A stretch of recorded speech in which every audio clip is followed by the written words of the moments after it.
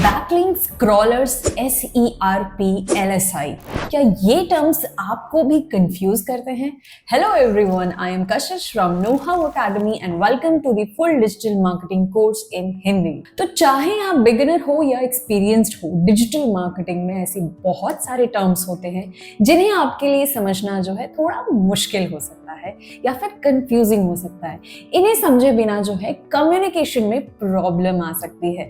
तो इसीलिए आज के वीडियो में हम ऑलमोस्ट 20 SEO टर्म्स जो है कवर करेंगे, उनका मतलब समझेंगे और कुछ एग्जाम्पल्स भी देखेंगे। So with this let's start with our first term, that is keyword. ये वो वर्ड्स या फिर फ्रेज हैं जो यूजर सर्च इंजन में यानी कि जैसे गूगल में टाइप करता है ताकि कोई स्पेसिफिक इंफॉर्मेशन उसे मिल सके।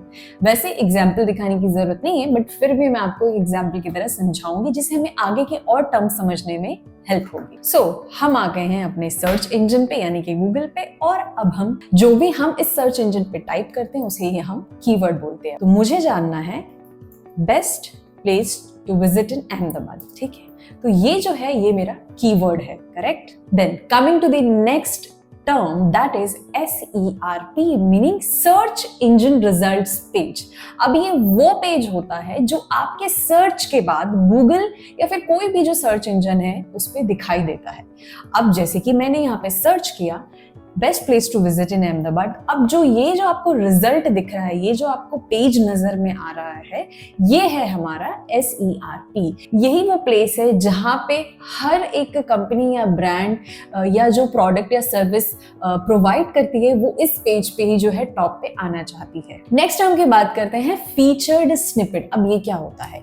अब ये जो है गूगल के सर्च रिजल्ट के टॉप में आने वाला एक आंसर होता है जो कि एक समरी फॉर्म में होता है। एग्जाम्पल के लिए मैं जैसे अगर यहाँ सर्च करूं व्हाई ग्रास इज ग्रीन, तो आपको ये जो है हमारा AI जनरेटेड आंसर है, ठीक है? अब नीचे आप देखेंगे अगर तो ये जो बॉक्स है, ये जो आपको स्निपेट दिख रहा है, यहाँ पे आप देख सकते हैं अबाउट फीचर्ड स्निपेट्स दिख रहा है। ये जो प्लेस होता है इसको हम कहते हैं फीचर्ड स्निपेट। अब कितने लोग जो है इस फीचर्ड स्निपेट के लिए भी अपना कंटेंट जो है ऑप्टिमाइज करते हैं because it's coming on the top. So next term है हमारा बैकलिंक्स। सो अब ये क्या होते हैं? सो दूसरी वेबसाइट से आपके साइट पे आने वाला जो लिंक है उसको जो है हम बैकलिंक कहते हैं, जो सर्च इंजन को बताते हैं कि आपका कंटेंट जो है वो क्रेडिबल है। एग्जाम्पल के लिए मैं जो हूँ यहाँ पे एक SEO.com एक वेबसाइट है जिसके ब्लॉग पे मैं आ गई हूँ, ठीक है? अब हम जब इस ब्लॉग में देखेंगे तो we will get the backlink of other website. तो इस वेबसाइट में आप देखिए यहाँ पे इन्होंने href का जो है एक पोर्शन, एक कंटेंट जो है अपने ब्लॉग में लिखा हुआ है। तो यहाँ पे आप देख सकते हैं ये जो है ये लिंक है, href की जो ये लिंक है। अब जब हम इस पे क्लिक करते हैं तो हम कहाँ पे रिडायरेक्ट हो रहे हैं? href की साइट पर। इसका मतलब ये है कि ये जो लिंक है वो Ahref साइट के लिए एक बैकलिंक की तरह जो है काम करता है। So this is about the backlink. Coming to the next term, that is internal link. अब ये एक ऐसा लिंक है जो आपकी वेबसाइट के किसी और पेज पे जो है वो पॉइंट करता है। For example about us page से आप कॉन्टेक्ट पेज में लिंक कर रहे हैं। एग्जाम्पल के लिए मैं आपको दिखाती हूँ हमारी नो हाउ अकेडमी की वेबसाइट। ओके, तो हम आ गए हैं अपनी नो हाउ अकेडमी की वेबसाइट पे। अगर हम उस पे देखें तो ये जो सेक्शन है हमारा ऑल कोर्स वाला, अगर हम यहाँ पे क्लिक करेंगे तो ये जो लिंक है आपको सेम वेबसाइट के किसी दूसरे पेज में जो है आपको नेविगेट कर देगी। तो अब हमने उस पर क्लिक किया तो ये हमारा दूसरा पेज जो है ओपन हो गया, यानी कि हम होम पेज से जो है कोर्स पेज में रीडायरेक्ट हो गए। तो ये होता है हमारा इंटरनल लिंक। अब हम बात करते हैं अपनी नेक्स्ट टर्म की जो है एक्सटर्नल लिंक। अब ये आपकी वेबसाइट से किसी और वेबसाइट की तरफ जो है वो पॉइंट करता है, ठीक है? अब एग्जाम्पल के लिए अगर हम देखें नो हाउ अकेडमी की वेबसाइट पे ही जो है आपको इसका एग्जाम्पल दिख जाएगा। अब ये जो है हमारा यूडेमी कोर्स का जो है एक सेक्शन है, ठीक है? अभी फिलहाल हमने जब इस पे क्लिक किया तो ये हम इसी वेबसाइट पे किसी दूसरे पेज पे जो है हम आ गए, यानी कि ये हमारा इंटरनल लिंक था। अब अगर मैं ये जो है हमारा पब्लिश्ड कोर्स यहाँ पे अवेलेबल है, अब मैं यहाँ पे क्लिक करूंगी तो ये लिंक हमको किसी दूसरे वेबसाइट पे जो है रीडायरेक्ट कर देती है। तो ये है हमारा एक्सटर्नल लिंक। आई होप अभी जो मैंने आपको 3 टर्म्स जो अभी लास्ट सिखाया उसमें आपको डिफरेंस समझ में आ गया होगा, backlink, external link and internal link, ठीक है? तो ये है हमारा एक्सटर्नल लिंक। इसी के साथ आते हैं अपने नेक्स्ट टर्म की तरफ जो है लॉन्ग टेल कीवर्ड। अब ये जो है ये भी एक टाइप ऑफ कीवर्ड है। लॉन्गर और स्पेसिफिक कीवर्ड फ्रेज होते हैं ये, जिनमें की सर्च वॉल्यूम जो है वो कम होता है लेकिन हायर कन्वर्जन पोटेंशियल होता है इन कीवर्ड्स में। और इसमें यूजुअली 4 से 5 वर्ड्स जो है होते हैं इस फ्रेज में, ठीक है। अब कम सर्च वॉल्यूम होता है और हाई कन्वर्जन पोटेंशियल होता है, इसका क्या मतलब होता है? फॉर एग्जाम्पल, अगर मुझे पिज्जा खाना है तो मैं इसे 2 तरीके से सर्च कर सकती हूँ। पहला तरीका ये कि मैं सिर्फ इतना सर्च करूँ बेस्ट पिज्जा, राइट। दूसरे सिनेरियो में मैं इसे ऐसे भी सर्च करती हूँ, for example best vegan pizza. तो अब जो दूसरे सिनेरियो वाला कीवर्ड है यूजुअली लोग वैसे सर्च नहीं करते हैं, इसीलिए इसे कहा गया है कि जो इसका सर्च वॉल्यूम है वो यूजुअली कम होता है लेकिन इसका जो कन्वर्जन पोटेंशियल है वो ज्यादा होता है। सो नेक्स्ट टर्म है LSI meaning latent semantic indexing keyword. अब ये वो कीवर्ड्स हैं जो मेन कीवर्ड से रिलेटेड होते हैं और सर्च इंजन को कंटेंट के कंटेक्स्ट को समझाने में हेल्प करते हैं। अब एग्जांपल के लिए जैसे सपोज हमारा कीवर्ड है डॉग फूड, ठीक है। अब इसके लिए LSI क्या हो सकता है? पेट न्यूट्रिशन हो सकता है या फिर हेल्दी डॉग फूड ऑप्शंस भी हो सकता है। तो ये था एग्जांपल हमारे LSI कीवर्ड का। With this coming to the next word that is organic traffic. अब ये ऑर्गेनिक ट्रैफिक जो है आपने बहुत बार जो है SEO की फील्ड में या इन जनरल डिजिटल मार्केटिंग की फील्ड में आपने बहुत सुना होगा। तो ये क्या होता है? अब वो विजिटर्स जो आपकी साइट पे अनपेड सर्च रिजल्ट के जरिए आते हैं। इसका एग्जांपल देखते हैं और इसको समझते हैं कि मैं क्या बोलना चाह रही हूँ। अब वैसे इसका एग्जांपल ढूंढने के लिए मुझे थोड़ा सा टाइम लगा क्योंकि मुझे कोई भी स्पॉन्सर्ड कंटेंट जो है वो मिल ही नहीं रहा था। एनीवेज, सो यहाँ पे मैंने गूगल एड सर्च किया है, ठीक है। अब यहाँ पे ये देखो, गूगल एड्स ने जो है अपनी ही साइट के लिए एक पेड कैंपेन भी चलाया हुआ है, यानी कि कोई भी अगर गूगल एड्स लिखे तो इनकी ही साइट जो है टॉप पे आए, चाहे पेड में हो या फिर ऑर्गेनिकली हो। किसी और की जो है वेबसाइट इन टॉप में नहीं आनी चाहिए इस पर्टिकुलर कीवर्ड के लिए। तो एनीवेज, ये तो मैंने एक्स्ट्रा बताया। अब मैं बात कर रही थी ऑर्गेनिक ट्रैफिक की। तो अब अगर मैं इस पे क्लिक करके इनके वेबसाइट पे जाऊंगी तो ये जो है इनके लिए ऑर्गेनिक ट्रैफिक नहीं होगा। क्यों? क्योंकि इन्होंने ये जो वेबसाइट है ये स्पॉन्सर्ड है, यानी कि इन्होंने एड रन किया इसके लिए। और अगर मैं इस लिंक के थ्रू जाऊंगी इनकी साइट पे तो ये इनके लिए ऑर्गेनिक ट्रैफिक होगा। आई होप आपको ऑर्गेनिक ट्रैफिक का मतलब समझ आ गया होगा। तो अब बढ़ते हैं अपनी नेक्स्ट टर्म की तरफ जो है क्रॉलिंग। अब ये वो प्रोसेस है जिसमें सर्च इंजन्स आपके वेबसाइट का कंटेंट स्कैन करते हैं और इंडेक्स करते हैं। अब जो स्कैनिंग का जो प्रोसेस होता है उसको हम कहते हैं क्रॉलिंग। अब गूगल्स के जो आप समझ लीजिए बॉट्स होते हैं या फिर उनको हम स्पाइडर्स पे कहते हैं, वो आपकी साइट को क्रॉल करते हैं ताकि नए पेजेस को अपने इंडेक्स में ऐड कर सके। तो अब समझ लेते हैं इंडेक्सिंग का क्या मतलब होता है। तो हमारा नेक्स्ट टर्म भी इंडेक्सिंग ही है।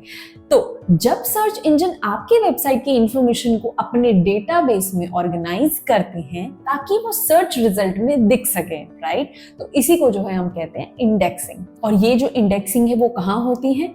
SERP पे, यानी कि सर्च इंजन रिजल्ट्स पेज पे, जो कि मैंने पहले आपको बताया। सो अगला टर्म जो है हमारा मेटा टाइटल। अब ये वो टाइटल है जो SERP पे अपीयर होता है और क्लिक थ्रू रेट्स को इन्फ्लुएंस करता है। अब इसका क्या मतलब है मैं आपको समझाती हूँ एग्जाम्पल से।